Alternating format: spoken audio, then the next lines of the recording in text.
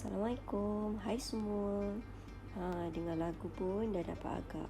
Resepi hari ni kita akan share resepi dari negeri Johor, iaitu asam pedas ayam daun kesumur. Memandangkan kita orang Muar, so untuk resepi pertama Yoyo's Kitchen Channel, kita akan share resepi asam pedas ayam daun kesumur cari Yoyo. Okey, bagi sesiapa yang pernah rasa macam mana rasa asam pedas kita, dia tahulah rasa macam mana. Bagi sesiapa yang baru nak cuba, kena tengok video ni sampai habis, okey? Okey, dalam video ni kita kongsikan bahan-bahan yang kita gunakan untuk masak kuantiti setengah ekor ayam. Of course, bahan utama setengah ekor ayam dibasuh bersih. 2 ulas bawang besar, orang mau cakap bawang besar. 8 ulas bawang putih. Kunyit hidup sebesar ibu jari. Kat sini, kat rumah ni kunyit ni kecut, so kita agak-agak macam tu. 1 inci halia. Sedikit belacan, kita gunakan belacan bakar. Kalau tak ada belacan bakar pun tak apa, asal belacan. 2 batang serai yang siap diketuk. Segenggam penuh daun kesum. Kalau lagi banyak daun kesum lagi sedap. Cili kering, rebus dan siap buang biji. Soalnya cili kering kita akan rebus, buang biji supaya tak nak terlalu pedas dengan pahit. Asam jawa 1 sudu besar, kita guna asam jawa ekstra. Serbuk kari ikan 1 sudu besar. This is my secret recipe now, it's an open secret. Biji ladi hitam 1 sudu besar. Tomato 2 biji dipotong 4. Okey, bahan-bahan untuk dikisar basically semua bahan-bahan tadi kecuali ayam. 1 batang serai dengan daun kesum. Maksudnya 1 batang serai kita asingkan dengan sedikit daun kesum daripada kuantiti segenggam tu, kita asingkan sikit untuk kita letakkan masa kuah dah nak pecah minyak. Yang lain kita kisar. Okey, bila semua bahan-bahan yang untuk kita kisar tadi tu kita dah siap kisar. Kisar tu blend. Dikisar sebenarnya, tapi orang Muar jadi kisar. Kita panaskan minyak, okey. So panaskan minyak. Kalau nak tahu minyak tu panas, tengok kat situ dalam video ni, nampak tak dia macam meritik-ritik macam tu, dia menggelegak. Kita boleh masukkan serai ketuk 1 batang. Kalau masak benda-benda yang bertumis ni, untuk nak sedap, kita memang kena make sure minyak tu betul-betul panas, baru sedap. Baru bahan-bahan tumis kita tu kita boleh masak macam garing lagi sedap. Okey, kita masukkan semua bahan-bahan yang kita dah kisar tadi tu, kita masukkan semua sekali, jangan tinggalkan sikit pun dekat dalam blender kita.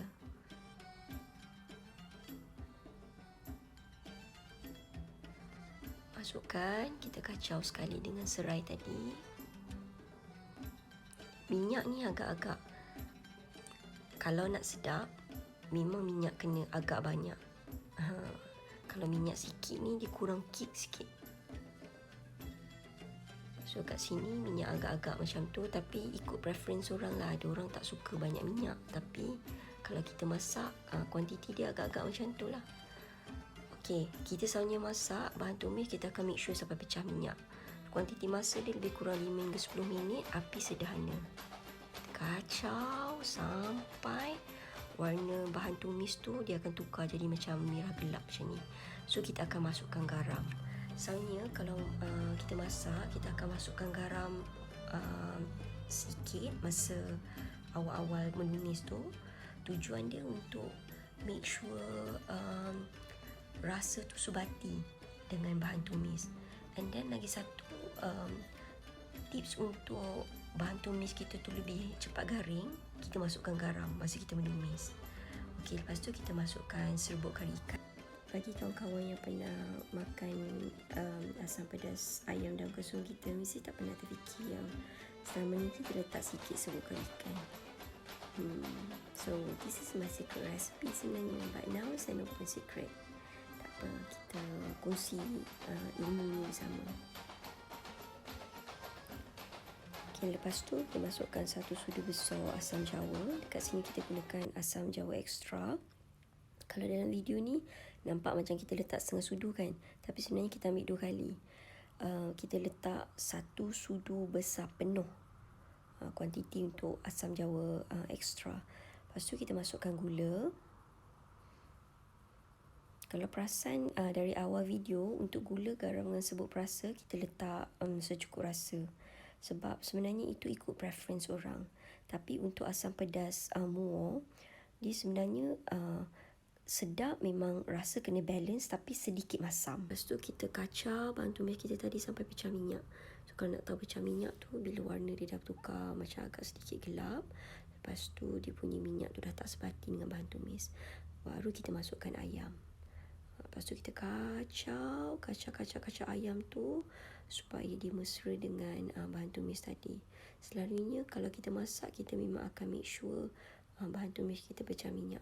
Sebab bila pecah minyak, rasa dia akan lagi sedap. Dan kita punya asam pedas ni akan lagi tahan lama. Selalunya kalau ikut cara yang kita masak ni, selalunya asam pedas kita memang boleh bertahan 2-3 hari makan. 2-3 hari panas-panaskan, tak payah masuk peti ais. Sebab kita dah masak lama kan. So dia punya bahan tumis tu dah betul-betul masak tau. Okay, kita kacau. Lepas tu kita biarkan sebentar supaya dia punya rasa bahan tumis tu meresap dalam ayam kita tadi. Okey, bila kita dah nampak bahan tumis kita berubah warna jadi semakin gelap dan dia punya pecah minyak tu dah nampak cantik sekata, kita masukkan air. So kuantiti air yang kita gunakan 3/4 air daripada saiz blender yang kita gunakan tadi. Sebab kita cakap guna saiz blender mudah. Kalau kita cakap mangkuk, dekat rumah orang mangkuk berbeza-beza saiz. So blender selalunya standard kan. So untuk sajian yang kita masak kali ni, untuk setengah ekor ayam, kita gunakan air 3/4 daripada saiz blender. So bahan-bahan kisar yang kita dah gunakan tadi tu, kita jangan terus basuh tau blender tu. Kita gunakan air bilasan bahan kisar tu. Kita jadikan dia kuah untuk hidangan kita ni. Lepas tu kita biarkan kuah ni mendidih sampai pecah minyak lagi. Maksudnya dia macam ada dua steps tau. Pecah minyak ni, pecah minyak masa menumis dengan pecah minyak lepas isi air. Okey, inilah kejadiannya bila kuah tadi dah pecah minyak. Nampak tak? Dia punya minyak tu dah timbul kat permukaan. So bila dah pecah minyak, kita boleh masukkan daun kesum kita tadi. Lebihan daun kesum. Sebab separuh kita dah blender. So separuh lebihan yang kita cakap kita kena simpan dulu untuk masukkan dalam kuah tu, kita masukkan sekarang. Okey, lepas dah masukkan daun kesum tu, kacau-kacau sikit. Lepas tu yang terakhir baru masukkan tomato. Kita letakkan tomato, kita letakkan yang terakhir sekali. Sebab kita kalau letak awal, tomato ni akan lembik. Tapi kadang-kadang ada orang suka makan tomato yang lembik. Macam kita lebih suka dia tak berapa lembik dan tak berapa keras sangat. Okey, lepas masukkan tomato tu, kacau-kacau sikit. Lepas tu tunggu seminit 2 sampai tomato terempuk sikit. Dah siap. Nampak tak kuah dia tu? Lagi lama kita masak, lagi macam pecah minyak. Lepas tu dia macam makin pekat sikit. Kalau kita lebih suka kuah yang pecah minyak. Sebab satu, dia akan lebih tahan lama. Lepas tu rasa dia akan lagi sedap. Tips yang kita belajar untuk nak pecah minyak, kita kena masak lebih lama. Lepas tu kita kena gunakan api yang sederhana besar. Kalau kita masak sampai pecah minyak, insya-Allah masakan kita akan lebih sedap.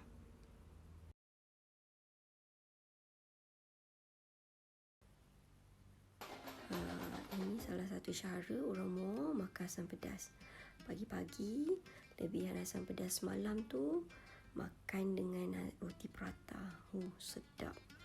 Lepas tu minum pula dengan kopi Muar 434 yang famous tu. Mantap betul. Bagi sesiapa yang insya-Allah bakal cuba resipi ni nanti, jangan lupa beli roti canai siap-siap. Lepas tu hidangkan pada mak mentua. Cuba tengok nanti mak mentua extend ke tidak beberapa hari duduk kat rumah awak. Selamat mencuba. Terima kasih.